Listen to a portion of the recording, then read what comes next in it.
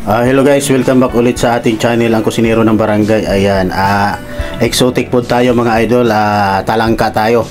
Ito yung talangka na masarap, hindi po ito yung utak talangka, kundi ito yung talangka na crablets. Paki-comment na lang kung tama ba yung maliit crablets ba to, o hindi ko alam kung ano sa English to mga kabarangay.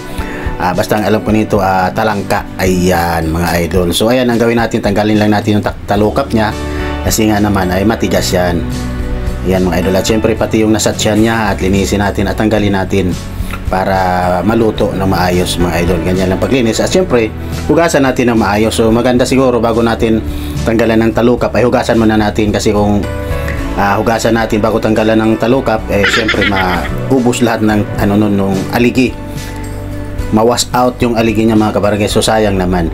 Ayan, syempre nagtimpla na tayo ng timplada niya, pampalasa, kunting paprika, kunyari chili powder, pero ito ay mga optional lamang mga kabarangay. At syempre meron tayong chopped onion, meron tayong itlog mga idol. Ayan, at syempre kunting asin lang para di maalat. At syempre ang ating para pampa crispy ay ang ating kunting harina, so konting cornstarch. Ayan, so lagyan natin ng konting tubig. So mas maganda siguro rito, ayog na natin kapalan ng ating butter, medyo tama lang siya na medyo malabnaw para hindi makapal pag naluto, kasi pangit naman pagka maluto masyado makapal ang kanyang tinapay pag naluto, tapos yung ilalim ay matigas. So di bagay mga idol. So ayan, konting-konti lang, medyo lapnawan lang natin ang kanyang pampa-crispy. So ayan, nag-additional na tayo ng naglagay na tayo ng mantika sa ating stainless wok. So ayan, at pinirito na natin mga idol. Ayan, ganyan lang kasimple gumawa ng crispy talangka mga idol. Ayan. So shout out po sa ating mga masugid na followers, sa ating masugid na taga-subaybay, sa ating masugid na mga viewers, likers at sharer, taga-share mga barangay. Maraming salamat sa inyo sa pag-share sa video ng kusinero ng barangay. Ayan, mabuhay po tayong lahat. Ayan mga idol, at syempre paluto na ang ating crispy talangka. At syempre ganun ulit ang proseso. So syempre preto natin ulit para maubos at maluto lahat. Ayan mga idol, ganito lang pampasarap. At syempre ito ay pulutan, pwedeng ulam. So ayan.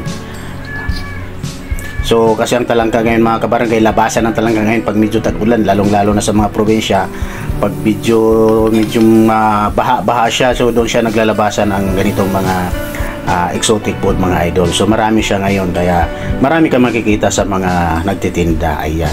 At syempre naglagay na tayo ng butter, nagisa tayo ng butter, at syempre yung ating bawang, at hayaan lang natin siyang halu-haluin dyan. Ayan, at syempre meron pa tayong garlic flakes. So dagdagan na natin para maging syempre garlic butter. Ayan mga kabarangay, napakasimple, napakadali ng ating talangka garlic butter. Ayan, tinus lang natin sa butter at yan ay ayos na. Syempre yung butter, ang extra margarine ay medyo maalat na, so hindi na kailangan dagdagan pa ng asin at timplada.